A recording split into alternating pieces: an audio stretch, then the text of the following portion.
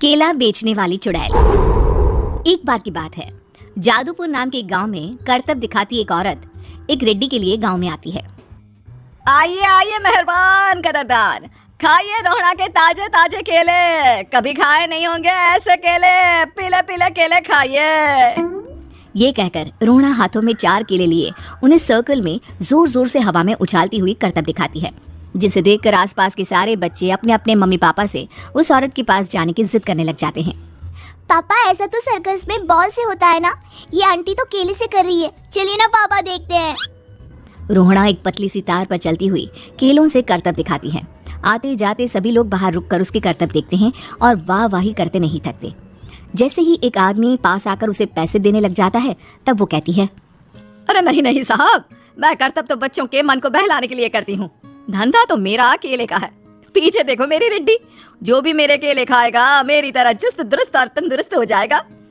पता चलता है क्या कि मेरी उम्र 55 की है। अरे पर ऐसे ठंड के मौसम में कोई केला क्यों खाएगा? ये ऐसे वैसे केले नहीं है साहब, ये शरीर में गर्मी देते हैं, ठंड को दूर भगाए, जो भी रोहिणा के केले खाए।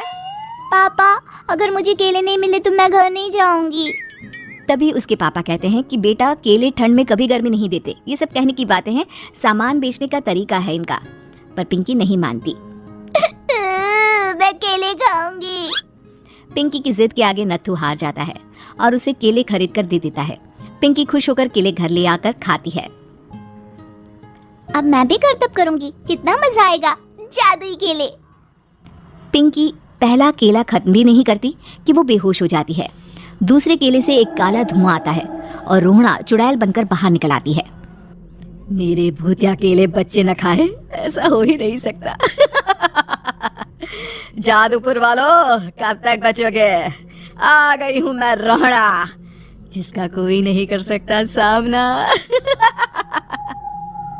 रोहड़ा पिंकी को गोद में उठाकर काले धुएं में कहीं गायब हो जाती है।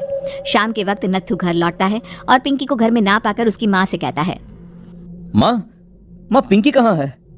अरे बेटा, उसे तो तू सुबह करतब दिखाने ले गया था ना, फिर कहाँ वापस आए तुम दोनों? मुझे लगा तू उसे अपने साथ मंडी ले गया होगा। हे भगवान, मेरी बच्ची कहाँ गई? मैं उसे घर ही तो छोड़कर गया था माँ। नत्थू गांव के घर कोने में अपनी बेटी को ढूंढता है, पर उसे वो कहीं नहीं मिलती। परेशान होकर आके रो रो कर नत्थू हिम्मत हार कर घर लौट आता है। अगली सुबह रोहड़ा फिर से करतब दिखाने आती है और इस बार पिंकी की तरह रोनी केले खरीद लेता है। 50 रुपए दिए थे पापा ने, सारे पैसों की मैंने केले खरीद लिए हैं। अब मैं भी आंटी की तरह ही करतबबाज बन जाऊंगा।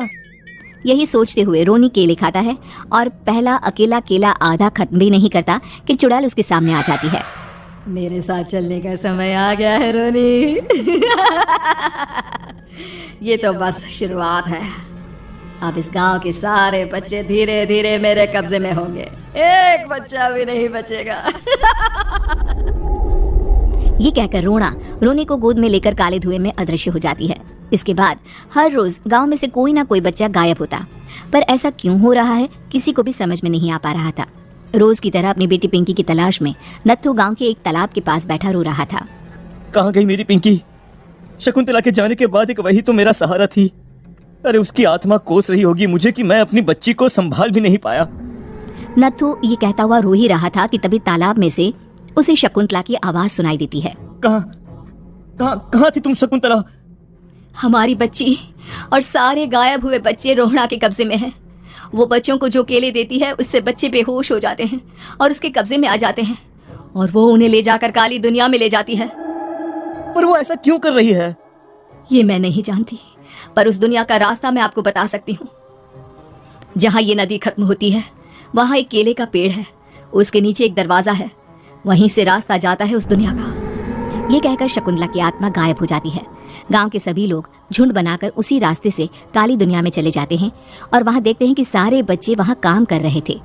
पापा मुझे ले चलो यहाँ से, पापा पापा। सभी बच्चे अपने मम्मी पापा से लिपट जाते हैं। तो तुम लोग यहाँ तक आ गए?